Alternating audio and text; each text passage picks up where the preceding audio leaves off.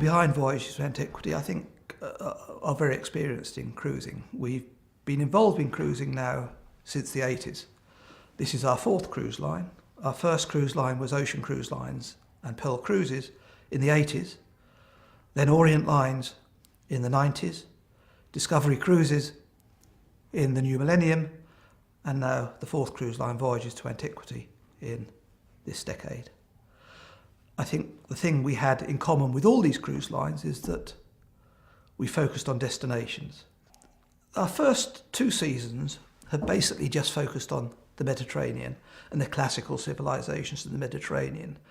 The season in the Mediterranean is limited by the weather, so in most of the Mediterranean areas we just go there from March through to November. The idea was during the winter months to focus on North Africa and Syria, Libya, Egypt and the Red Sea. We all know what has happened to those areas just recently, so we've had to change our plans. Our experience with our previous cruise lines has meant that we know the Far East pretty well. And we looked at that. We've looked at that for over a year now to decide whether we can extend our type of cruising into the Far East. We've decided we can.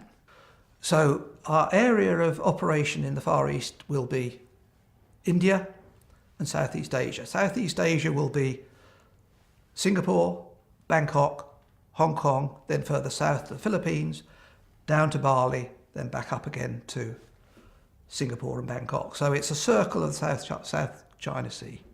The duration varies depending on where we go, but they're generally of 10 to 14 nights cruise lengths. Then you add on to that pre and post cruise stays, which are either 2 or 3 nights in pre or post cruise stay hotels.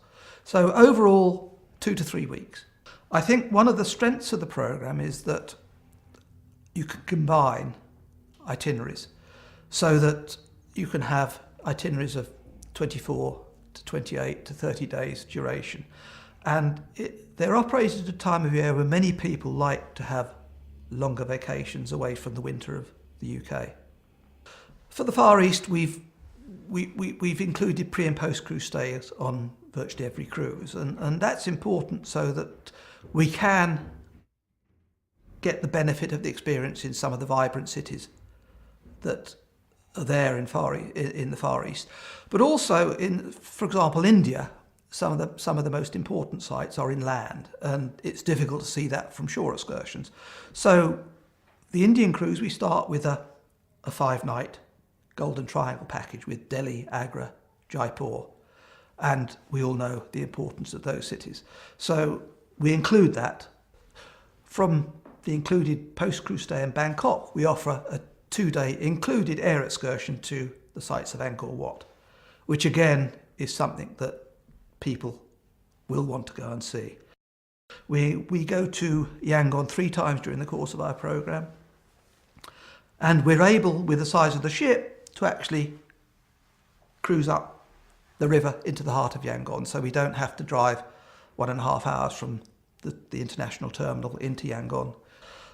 There are many highlights, but I think I've already mentioned a couple of them, and that's the Golden Triangle land stay for India, the Angkor Wat excursion from Bangkok.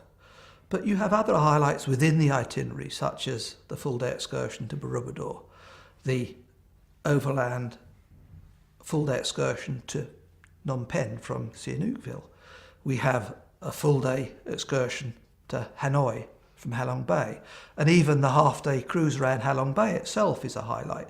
The big thing to remember is it offers tremendous value for money. Our cruises all include sightseeing, gratuities, pre and post cruise stays, including these expensive overland excursions. Plus we have wine with evening meals on board. So really there's very little else that needs to be paid for. We're delighted to be returning to the Orient and hope that this new brochure will encourage new visitors to this part of the world. And also, for those who've been fortunate enough to have been before, to go back. We hope you feel the same after reading this brochure. Please don't hesitate to contact us if you want more information.